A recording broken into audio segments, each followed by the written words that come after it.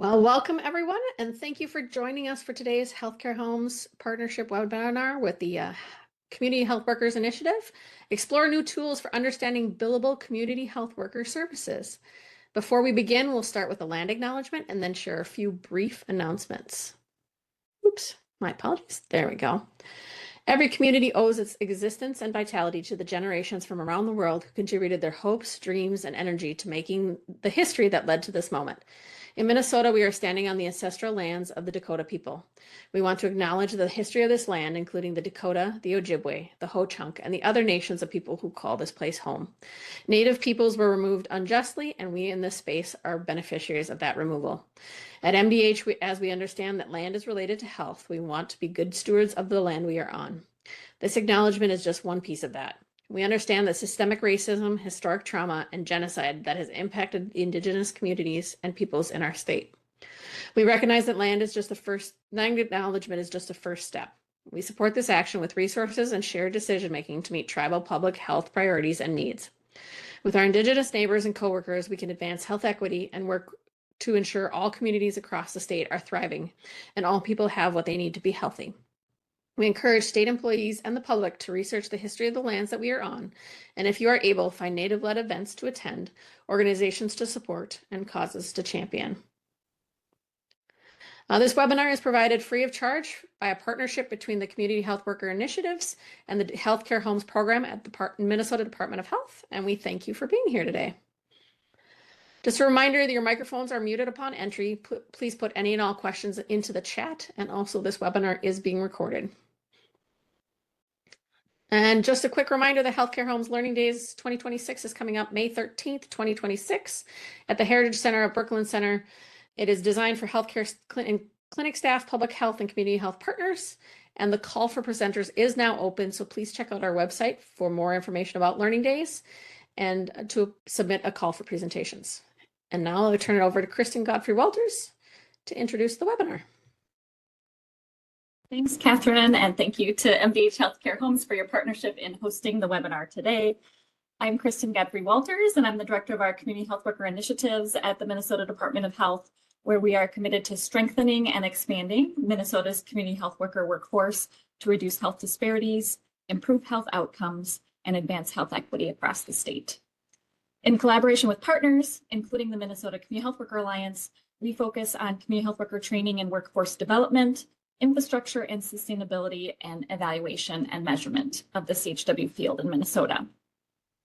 In a 2024 environmental scan and in the development of our 2025 statewide roadmap for CHW infrastructure, CHWs and CHW programs consistently identified financing and billing as a significant barrier to long-term sustainability of C programs. Some of the barriers identified included a need for better understanding of current billing guidelines and processes for reimbursable CHW services under Medicaid and Medicare. Based on this need, MDH contracted with CHW Solutions to develop a community health worker billing toolkit to provide this more information and tools. The toolkit is now on the MDH website, which I will drop in the chat when I'm done speaking. And the information provided in the toolkit is for general information and education purposes and does not constitute legal billing or compliance advice. And organizations are responsible for ensuring that all billing practices comply with applicable federal and state laws, including the Centers for Medicare and Medicaid Services and the Minnesota Department of Human Services regulations. Today's webinar will provide an overview of the new Community Health Worker Billing Toolkit and explore how community health worker employers can use the tools to deliver and understand billing guidelines for CHW services in Minnesota. A copy of the slides and a recording of today's webinar will be available on the MDH website in the next few weeks. And additional trainings, peer learning, and technical assistance on community health worker billing will take place in 2026. With that, please give a warm welcome to the CHW Solutions team presenting our webinar content today. Thanks, Kristen, and hi, everyone. Thanks for having us, Catherine and Kristen. Thanks, everyone, for joining us. We're happy to be here and happy to be in partnership with everyone on advancing CHW billing in Minnesota. I'm Megan Ellingson. I'm one of the co-founders of CHW Solutions. And I'm going to start off with just a little background on CHW Solutions. Catherine, we can go to the next slide. So CHW Solutions, we're a women-owned business. We started in 2016, so this month actually marks our 10-year anniversary, which is exciting for us. We're located in St. Paul, but we have a statewide service area, and we also have done several projects in other states and kind of with a national focus as well. We're dedicated to developing sustainable models for community health worker services. And we always describe our services in 3 different buckets. The first is that we provide direct community health worker services. Megan and I are both certificate holding CHWs ourselves, and we have a team of CHWs who are out and about every day around Minnesota delivering direct services. And we bill for those services using the health education codes for those services. The second bucket is that we provide clinical oversight and claim submission for other organizations that have their own CHW teams, but they don't have those functions in-house at their organization, so they partner with us to have those services. And the last bucket is that we provide technical assistance and consulting around CHW's services. We focus a lot on billing, a lot of projects similar to the one that we're presenting here today. And we want to start out with just everyone on the webinar, if you could put your name, your organization, and your role at your organization in the chat, that would be great to get to know a little bit about who's here today. Next slide, please. And the next slide. So just briefly, the speakers we have today are myself, as I mentioned, the co-founder of CHW Solutions. Megan Nieto is the other co-founder of CHW Solutions. And then we are grateful to have Eric Snyder joining us on this project. He is a partner with the Excelsior Bay Group. We've worked on several projects together, and Eric played a role in the graphics for this toolkit, as well as the financial model and modeling tool that he's going to go over today during the webinar. So grateful to have Eric on board. And we can go to the next slide, please. We're going to start off with just a project overview, and then I will go through a few of the tools in the toolkit. There's a summary grid. There are some workflows and checklists in there. And then I'm going to pass it off to Megan. She's going to be talking about the tip sheet that's a part of the toolkit, as well as some of the appendices that are in it. And then, like I mentioned, Eric's going to go into the financial model. But a little background on what this project is all about. I know Kristen said some things about this project, so I can go over these fairly quickly. But MDH engaged us at CHW Solutions to create a suite of guides and tools to help organizations successfully bill for their CHW services. And their request for deliverables from this project are a checklist for training, enrollment, and billing requirements for covered CHW services, a summary grid that covers the billing codes, the diagnosis codes, requirements, reimbursement amounts, lots of details in the grid. To include in the tools, billing workflows for CHW services by organization type. So those are included. And for us to provide at least one training or technical assistance session with key stakeholders. This is one of those trainings, and there will be others available too. I can share a little bit about those in another slide. Another deliverable is for us to summarize the recommendations, barriers, and lessons learned from stakeholders, to include a tip sheet on contracting with MCOs, and then finally a cost analysis so that organizations can map out their expenses and their expected revenue, and so that they can use the tool for establishing sustainability for their services. Next slide, please. Some needs, barriers, and lessons learned were summarized in a couple documents. Kristen mentioned these documents as well.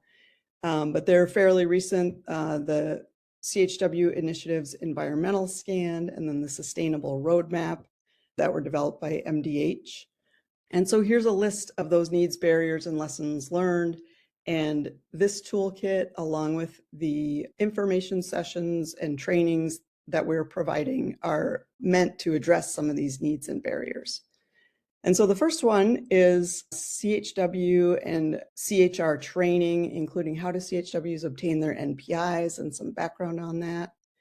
Payer enrollment is noted as a barrier or a need, and need for some clarification. Documentation of service delivery. People are wondering what needs to be documented and how to do the documentation. Capturing relevant data points for claims reimbursement, the process of submission and processing claims, reimbursement levels and economic sustainability is listed multiple times as a barrier, that the reimbursement levels are too low to fully sustain CHW services, and so how to get to a level of economic sustainability. Training, technical assistance, and consulting. Billing tools and documents, and then having a billing learning community and peer learning. And so hopefully today and with this toolkit, we're taking a big step forward on addressing a lot of these needs, barriers, and lessons. So next slide, please. We have 3 questions for the audience today, and so we'll do them all up front. And our first question, we're going to be using Slido for this. So Catherine, if you want to get ready with Slido. The first question is, what is your role in CHW billing at your organization? Options are CHW, supervisor, clinician, administrator, or finance, biller, and then other. And I think in answering this question, if you're not currently doing CHW billing, but you're looking into it or exploring it, maybe think about what role you think you'll be on that team when you move into CHW billing. And I see we've got 37 votes so far on this. So let's just give it a few more seconds. And Catherine, are you able to display the answers to these? I believe it does when I stop. Okay. Oh, nope, there we go. It should be visible to everybody. So. Okay. I cannot see it, but that's fine. So anyway, I can't really speak to the results. I don't know if, oh good, everyone else can see it. I think that our overall message with this question too is just to share that if you're not currently doing billing, oh, Anne is saying it was almost all other. Interesting. That's interesting. Okay. So I guess when you're thinking about your organization and CHW billing that either you've started doing or you're planning on, these are the folks that will be necessary to have on the team. And so maybe think about yourself and other possibilities for rounding out this team in order to meet all of the needs of billing. And so the next question we can move on to is, how would you rate your organizational readiness for CHW billing? Do you consider your organization a beginner or a novice at it? Are you intermediate, or maybe you're committed to getting there, but you're confused by some things? And the third is maybe you're advanced or an expert, but you might have some specific questions that you're still caught up on or just want some clarification on.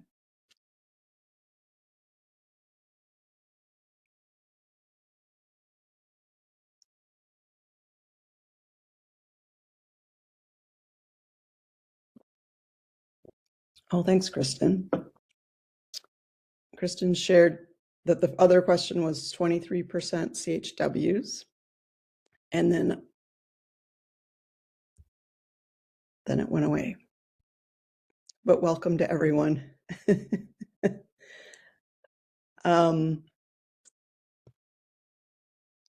And Megan, right about now, you've got about half that are in beginner novice, another third Okay. that are intermediate, and a few that are advanced. Okay. Catherine, I see something in the chat that people can't see the poll. Is there something that they need to click on, like the Slido button or something in order to see the poll? Yeah, there may be a button at the bottom called apps. It should be popping up for everybody, and I apologize if it's not. You could also put your answer in the chat as well, being that they have the slide as well, and then people can answer as well.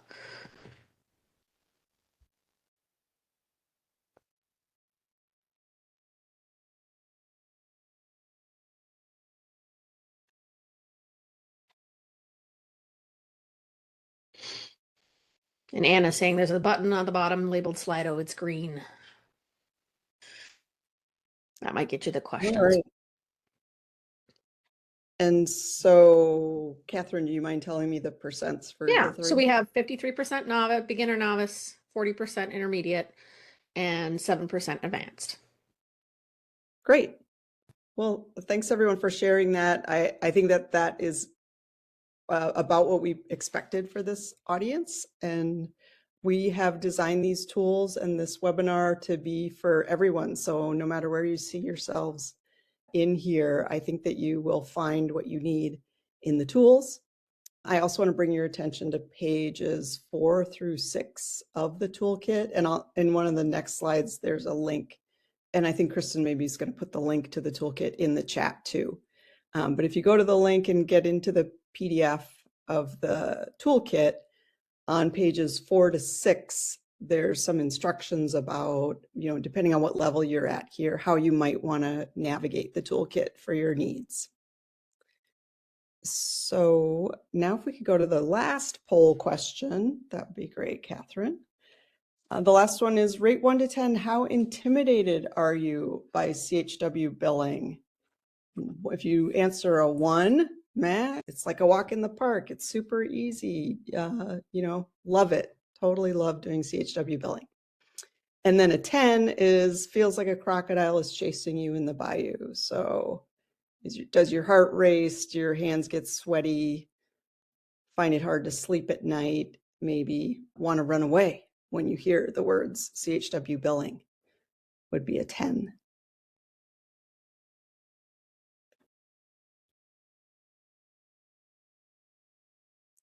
And I think, similar message here that no matter where you are on this spectrum, that these tools are designed to get you to success. And so I hope that you all feel really comfortable no matter where you are here and answering however you feel between the webinar and the toolkit and the additional technical assistance available to you. We are here for helping everyone get to that finish line with CHW billing. Megan, we're running on about an average score of 6.7. Hey. Fair amount of 6s, fair amount of 8s, and a fair amount of 10s. Great job. Good. All right. Well, like I said, wherever you are, we are here to help you. And that's awesome to hear. So it seems like quite a few people are feeling fairly confident in where they are with CHW billing. Okay, next slide, please. So now I'm just going to give an overview of what you can find in the toolkit. And so here's the link. I think Kristen just posted the link as well. So starting off with number 1, you'll be able to find background information and suggestions for how to use the toolkit. So I would highly recommend looking at the toolkit and reading the beginning of it in the introduction, because I think it gives a lot of good information about how to navigate it. There's a lot of material in it, and we've tried to design it in a way where if there's certain material that just doesn't apply to your type of organization, that you don't have to kind of waste your time muddling through that. Hopefully it's really well marked and we can direct people exactly to where they need to go in the toolkit. But reading those first few pages is probably going to help you out with that. Number 2, who to contact if you have questions or if you need assistance. So on page 7 of the toolkit, we've got Beyond the Toolkit. and we give some specific information with links to source documents. We share specific email addresses of people you'll need to contact or organizations to contact, depending on what type of question or need you have. So I would suggest everyone take a look at page 7 to see, as you're going through the toolkit, if you need more help, where you might go for assistance. The third item is a summary information grid, and I'll be giving an overview of that today. Number 4 as well, workflows and checklists by organization type. So those are included. I'll give an overview of that today. Number 5, links to relevant CMS and Minnesota healthcare programs and other web pages, source documents for the information in the toolkit, so that if you want some more specifics behind what you're seeing, you have the documents to go to see that. Number 6, we have a bunch of appendices. They include a tip sheet and some example DHS forms that Megan's going to go over today, an NPI guide on how CHWs can get their NPI numbers and where to put that on the forms. Anyway, a bunch of appendices. We'll give an overview today of what's in there. A financial modeling tool. Eric's going to be showing us how to use that tool. And then last, we have some testimonials from some organizations at different levels of implementing CHW billing. Next slide, please.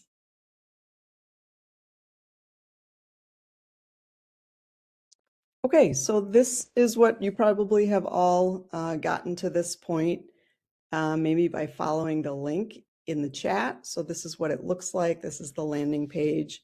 It says Community Health Worker Resources for Employers. And if you scroll down, next slide, please, you will go to the section on the CHW Billing Toolkit. And then under, there's the overview, then there's Toolkit, and there's 4 bullets under Toolkit. And that first link under there, 2025 Community Health Worker Billing Toolkit, that is the entire toolkit in one PDF. And so the pages that I've referenced so far today are in that PDF. That's where you want to be looking for those pages, but that's kind of your whole toolkit altogether.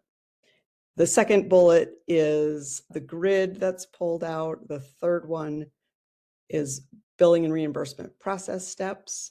We'll be going over those today. And then lastly is the cost modeling tool. Next slide, please. So the first tool in the toolkit that I want to share today is a summary grid.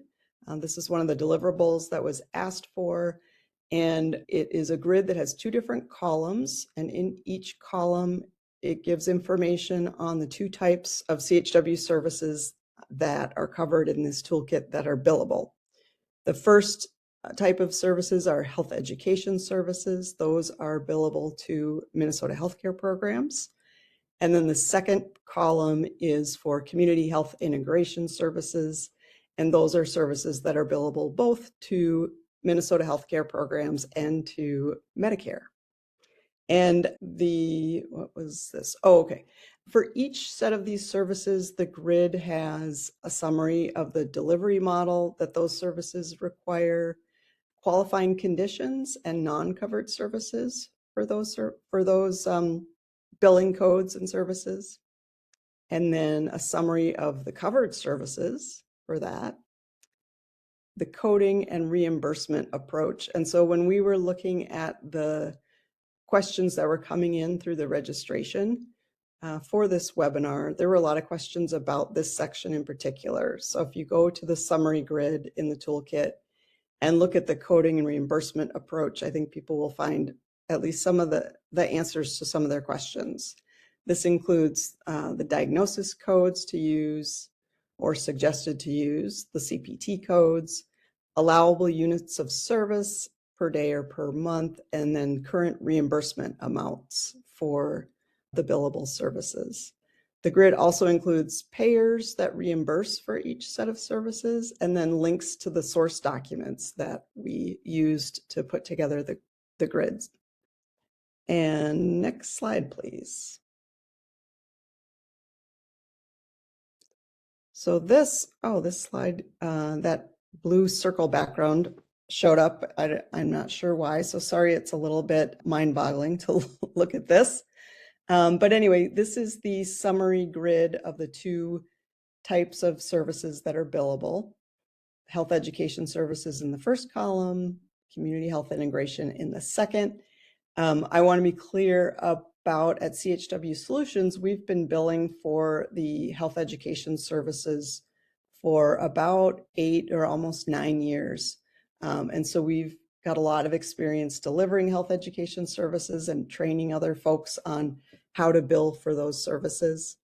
The community health integration services we do not provide at CHW Solutions. We are not set up in a way that meets the requirements for those CHI services. But for the purpose of the toolkit, we have become very familiar with the rules and regulations around CHI services. And we're also bringing our knowledge of delivery of CHW services and getting ourselves in a position to be able to bill that we've kind of brought to the table for suggestions on how other organizations could start to deliver CHI services and bill for those. Next slide, please. So the next section, we're going to be going into the workflows and checklists for CHW billing. This section are, no matter what workflow or checklist you are looking at, it will follow these same process steps. So we've organized all of these using these 5 process steps. The first one is at the bottom, preparation. So what are the preparation steps that a CHW and an organization has to go through in order to be ready to start delivering these services and billing for them? The second step is training. What are the training needs for the CHW and within the organization? The third step is enrollment, both for the CHW and the organizations to be enrolled in a way that allows them to submit claims for services. The fourth step is service delivery. So what's required in the way that you deliver services to meet all of the requirements for billing for that service. And then the fifth step is the billing. So what are the actual billing steps for submitting your claims and getting paid and troubleshooting? Next slide, please.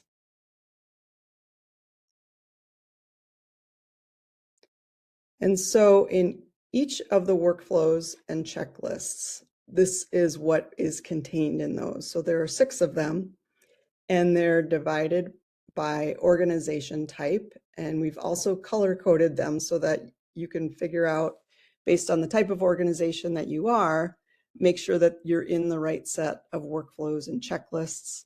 And if you see the other colors on the pages, those are pages that you could just ignore because they won't apply to your organization. And so healthcare organizations are in blue and community-based organization information is in green. And for CHW Hub organizations, we've put those workflows and checklists in red. And so for each organization type, there are 2 workflows and 2 checklists. The first set is for health education services. The second set is for community health integration services.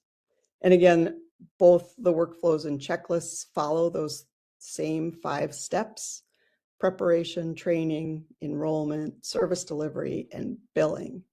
They also note who is specifically responsible for the different tasks in the workflows and checklists. So is it the CHW? Is it the organization? Is it the payer? Or sometimes it's multiple folks who are responsible. And the workflows are intended to be used in tandem with their companion checklist. The workflows are kind of a high-level summary of the tasks. And then within the checklist, you'll see a lot more details about the specifics of what's required, more tips, more links to the appendices and other source documents that are going to help you accomplish each step. Next slide, please. And so these last few slides for my section are just to give you a sense of what these look like. This first workflow is the workflow for healthcare organizations. It's blue, so we know it's a healthcare organization workflow. And this is the one for the health education codes. And if you look on the left-hand side, that first column on the left, you'll see the 5 different steps. So at the top, we have preparation and then training, and then third down is enrollment, then service delivery, and then billing. And you might not be able to see that actually on your slide because it's so tiny.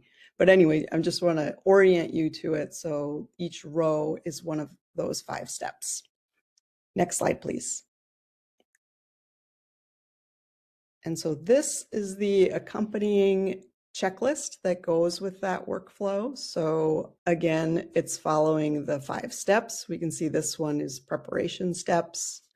And you can see it's giving more information, more bullet points for each of these steps. So we expect organizations will look at the workflow for the summary overview, but then kind of dive deep into these checklists to accomplish all of the tasks that are required. And the checklists do give space there if you want to mark when you complete a task, so you can keep track of where you are in the process. Next slide, please. And so this is just a second example. This is in green. This is the same codes, the health education codes, but this is for community-based organizations. So it's following the same format with the same 5 steps, but it's in green, and these steps are specific to community-based organizations that want to deliver and bill for the health education services. Next slide, please. And again, this is the accompanying checklist, so you can see what it looks like. Well, this is just the first few steps of it.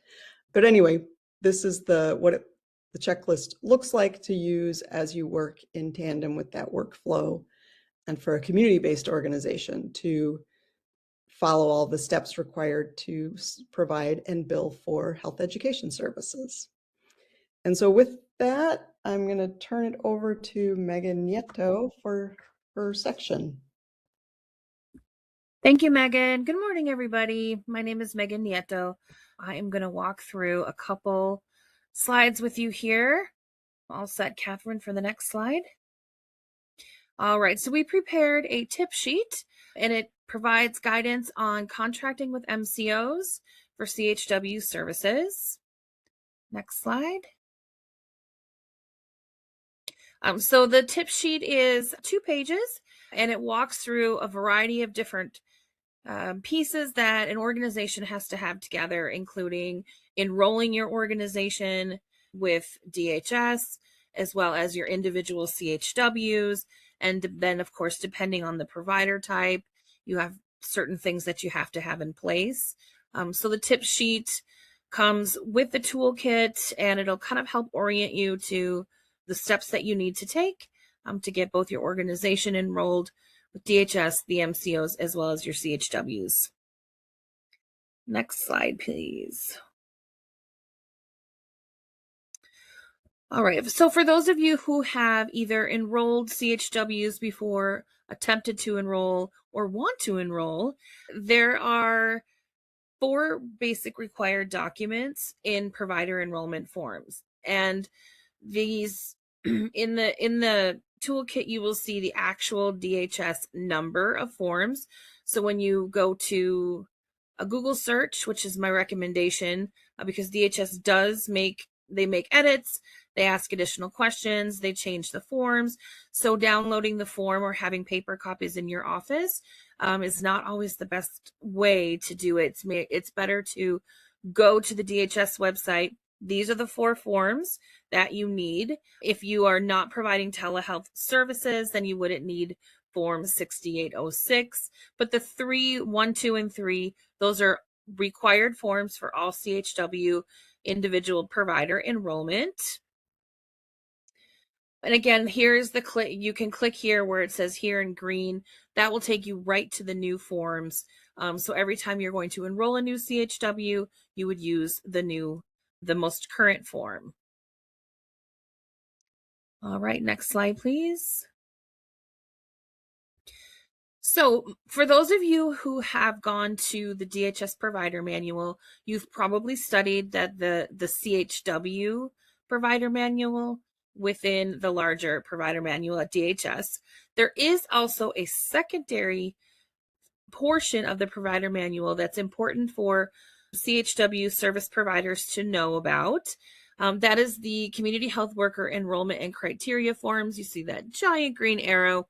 That is making sure that you are on the right page. This will give you step-by-step instructions on what you need to have your CHWs prepare in order to be enrolled. It'll also tell you how to enroll. So you can enroll by fax, or you can enroll through the MPSC portal on minutes. So this is a great form. This is a great page to also be aware of and make sure that you're visiting it frequently if you're enrolling CHWs. Next slide, please. Within the toolkit, we have filled out the forms for you. As an example, there are fictitious names, fictitious information. When you first start looking at the DHS forms, they can be a little bit intimidating. We want to keep in mind that every single provider that is enrolling with DHS as a Medicaid provider, they are filling out the exact same forms. And CHWs are included in that group of providers. So not everything on these forms applies to CHWs. There are some forms that everyone fills out, and then there is some information that as a CHW, we would leave blank. So these forms will help you figure out exactly what you need to have your CHWs fill out in order for the forms to be complete. So what we do at CHW Solutions is we have our CHWs fill out the paper forms, and then we put them through in the MPSC portal on minutes. So those 4 forms for enrollment are available in the toolkit. Next slide, please. Oh, and I'm going to pass it off to Eric. Thanks, everybody. Great. Thank you, Megan. So by way of a little background, I am a consultant to Megan and Megan at CHW Solutions, and I've had the opportunity to work with them for about 5 years and have, as Megan E. mentioned at the top of her presentation, CHW Solutions provides direct services as part of one of their pillars.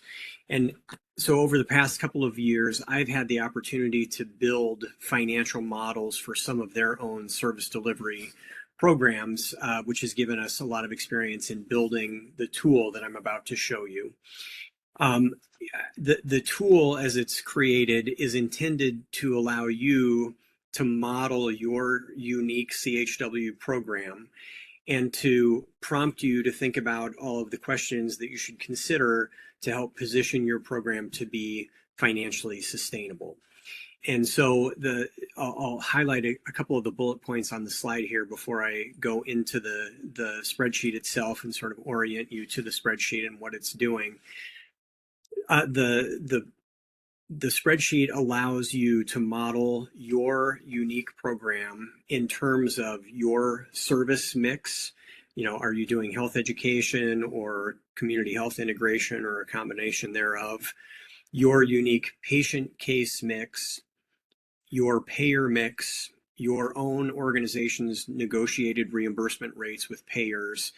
And there's an opportunity to model your CHW team's productivity because you don't want your financial model to assume more productivity than in reality your CHW team has to contribute. And by entering this kind of information into the tool, your organization will be able to model your operating expected revenue as well as your operating expense, both direct for your CHW team, but all of the overhead required to manage that team and support that team. And in addition, one of the benefits of having gone through this exercise in the past with CHW Solutions, as we created the tool, we embedded some insights that we've collected along the way to maybe help you short circuit some of the learning curve that we've been through.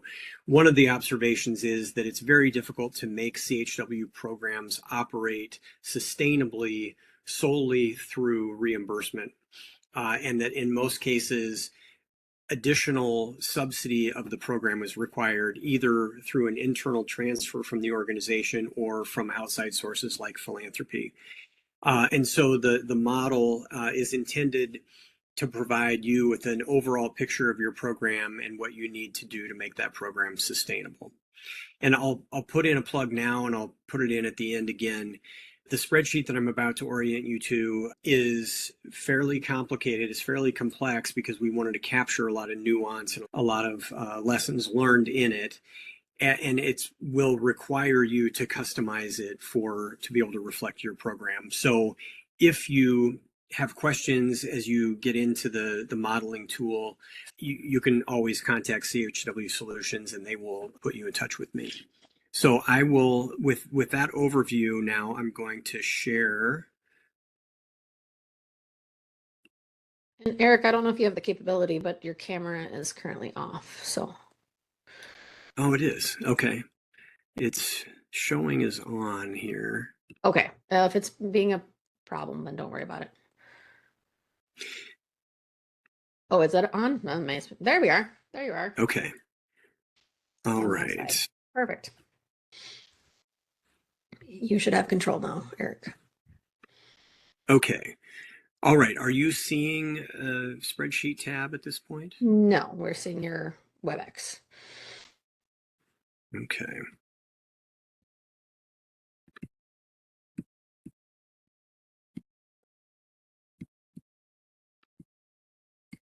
Apologies. Catherine, are you able to reset me and I'll try to share the correct window this time around? Let me.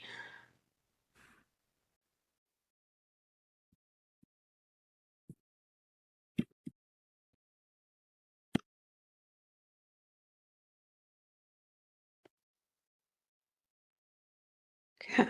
You should have presenter again. So if you just want to share and then share application. Okay.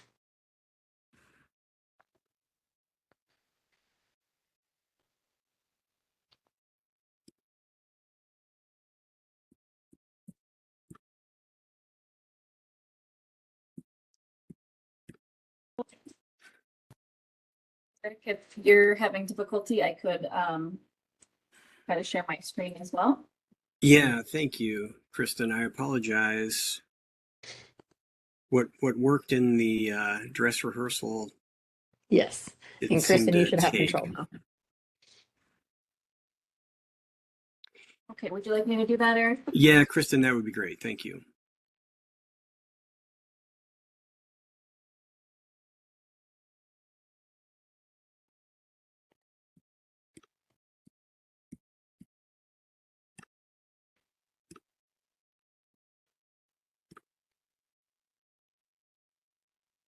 Okay, perfect. And if you wouldn't mind going to the first introductions tab, Kristen, please. So to just orient everyone to the spreadsheet, there are two passive tabs on the spreadsheet. The first one is labeled introductions, and it really just provides descriptions of what all the other subsequent tabs do and what your role within them is. So if you ever have questions about the tabs, the first place to look is the introductions tab. Kristen, if you could navigate to the summary tab quickly. Thank you. This is also a passive tab for the most part, and it is populated by work that you will do in the yellow tabs that follow. The reason they're color-coded yellow is because those are the working tabs of the spreadsheet, and essentially everything that you do in those yellow tabs will then be aggregated in this summary tab.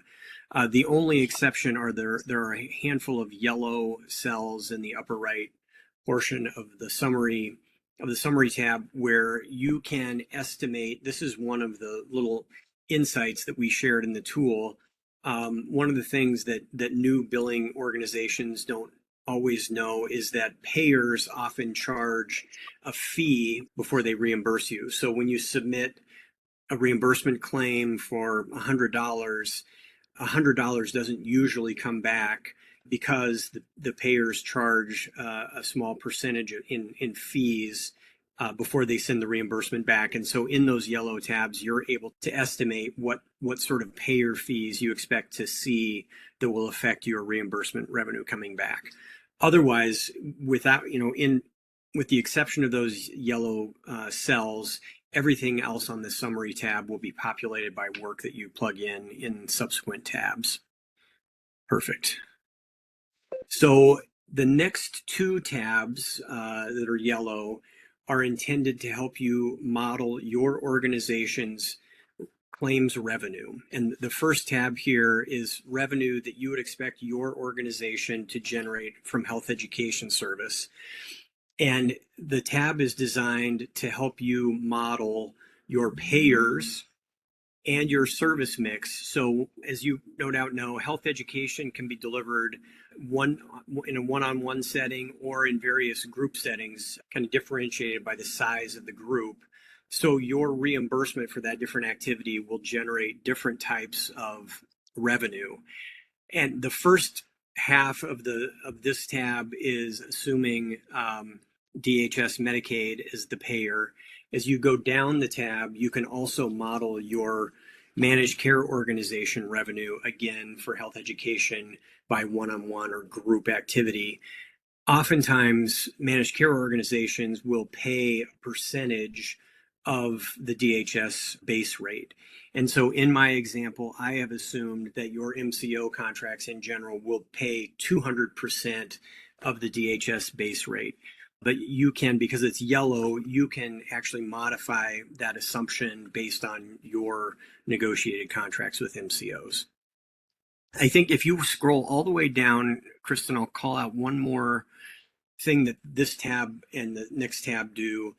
I have put in the bottom here, you can see I'm tracking how much time you are expecting your CHWs to deliver for both health education and CHI.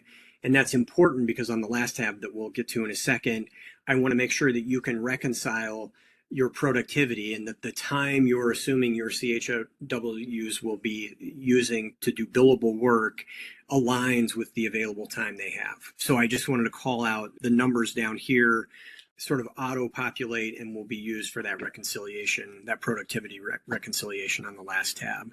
All right, Kristen, if you don't mind going to the CHI revenue tab. Thank you.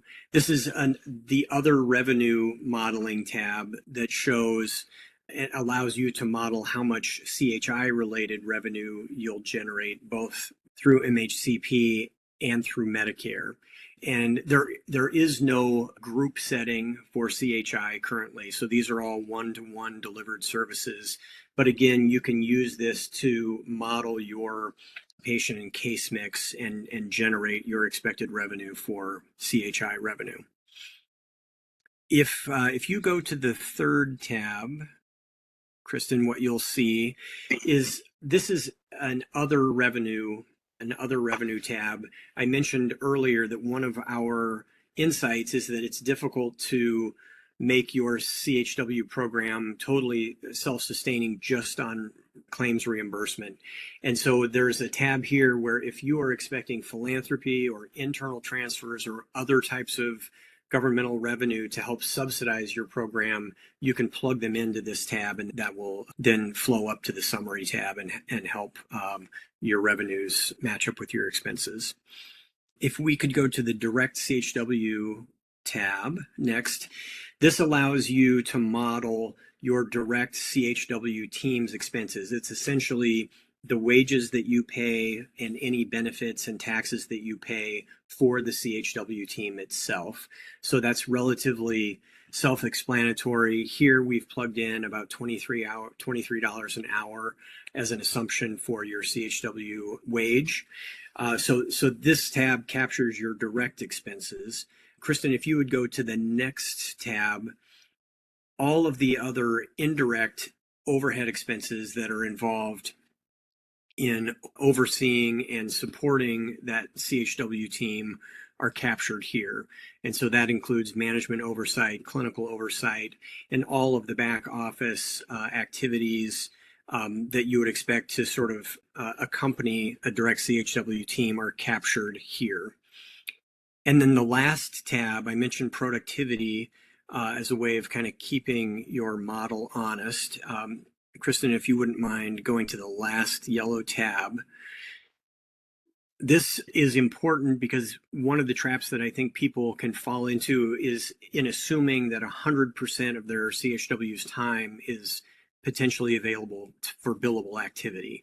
And what we've found in practice is that a significant fraction of CHW's time is spent on administrative activity or non-billable patient time they're spending with the patient that isn't billable to the payer. And so in this example, about 50% of the available time for your CHW team is actually available for billable work. And the reconciliation I was referring to, in my example, there are 2 CHWs on the team. If they have about 2,000 hours each of sort of full-time capacity, if half of that is used in administrative or non-billable patient work, the 2 CHWs combined have 2,000 hours in this year for actual billable patient work. In the assumptions we sort of plugged in our health education and CHI delivery tabs, we currently are planning to use about 1,173 of those hours, which means that we haven't exceeded our billable capacity. We actually have about 827 hours remaining of potential client billable time. So this is a way to make sure that all of your assumptions kind of tie together and you're not assuming more revenue than your team will actually have time to generate. So I think this sort of wraps up my orientation of the financial modeling tool. I'll again thank you, Kristen, for your help. I will emphasize again that the tool is intended to capture lots of information to allow you to sufficiently model your program. But as you get into it, if you have questions, please don't hesitate to reach out. So I think that concludes my overview of the financial modeling tool. Thanks, Eric. And so that is the end of our presentation section. Here we go. So here is contact information for the 3 of us that you can reach out to us. I also mentioned if you go to the toolkit on page 7, there are other people and their contact information at MDH and at the Minnesota CHW Alliance.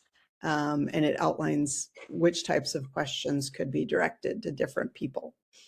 But anyway, so this is our contact information. We do have 5 minutes for questions. Megan and I have tried to answer a few of them in the chat so far, but if people have additional questions or thoughts, we've got a few minutes to talk about them. And Megan, I did notice you guys have been answering the questions, which is awesome. Thank you so much. One question I did have that was earlier in the chat that I don't know if got seen was, how difficult will it be for an independent CHW to bill the state directly? Is it even possible? At this point, that's not possible. Okay. And we don't foresee it. I guess I would say we don't foresee it being possible. I don't know if I should say that, but I haven't even really seen that on the table for direct billing for CHWs to not have some kind of supervising person. Perfect. And one thing I just want to say, kind of related to this, as we're going through this webinar, I thought for like an overarching piece of advice for organizations that are interested in CHW billing, and I guess especially for places that have not done any kind of billing before, like community-based organizations, I think if you go into this work with the mindset that if you want to do CHW service billing, that it essentially makes you a healthcare organization. And so if you start imagining your organization as a healthcare services delivery organization, I think that that's kind of helpful to understand why all these steps are necessary.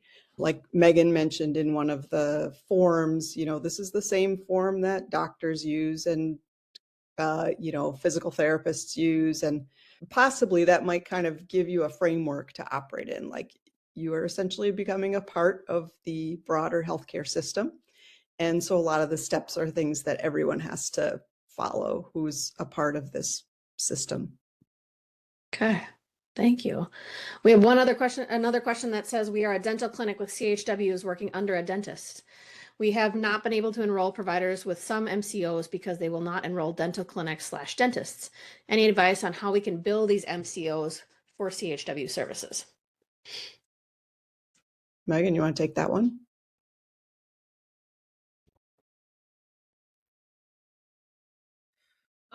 That's a good question. So if you are billing MCOs, I'm not sure unless they're new dentists that aren't being able to be enrolled.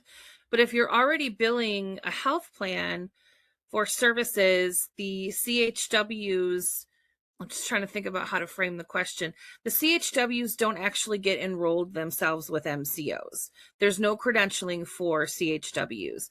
That's one of the key reasons why that dental provider enrolled with DHS is going to be a key person for you as the clinical supervisor and the ordering provider.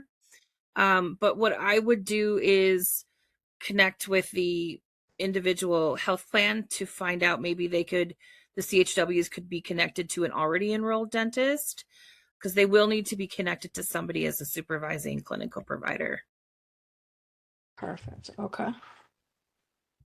One other question we said, are we billable services only on one-on-one services with a client at this time versus community-wide services? So you can do, yes, one-on-one. You can do groups. So there's codes for groups of 2 to 4 people, 5 to 8, and then 9 or greater. There are some pieces that have to be there for people to understand how many total people were in the group, even if there's, for example, only 2 individuals, 2 patients that had medical assistance, but 10 people total were in your group. So there's you would only be able to bill for those 2 people, but it matters that there were 10 because that that tells you what code you're going to use. So there's some nuances there that guidance that needs to be followed from the DHS lens. Not hard to do, not hard to capture in a spreadsheet or in your EHR, but you can be in the community offering groups, health education groups. Lots of organizations do that. And yes, you can bill for those groups. Wonderful. That appears to be all the questions so far, and we thank you so much. One more just came in. Do you know when they will stop letting public health use G codes?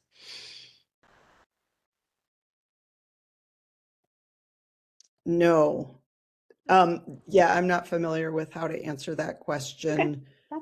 That's Yeah, maybe quite it might be something we could follow up on later. absolutely. Yeah, not a problem. Well, thank you, Megan and Kristen and Eric. Thank you so much for your presentation today. It was obviously very informative and very useful, and we value your insights, and hopefully people can put this into practice right away. Before you go, we'd appreciate it very much if you take a few minutes to complete our survey. It helps us tailor future webinars. And again, this will be posted up to YouTube in the next couple of weeks, and we will be in contact with those that have attended the webinar with the slides to follow up as well. So thank you so much, everyone. Thank you. Take care.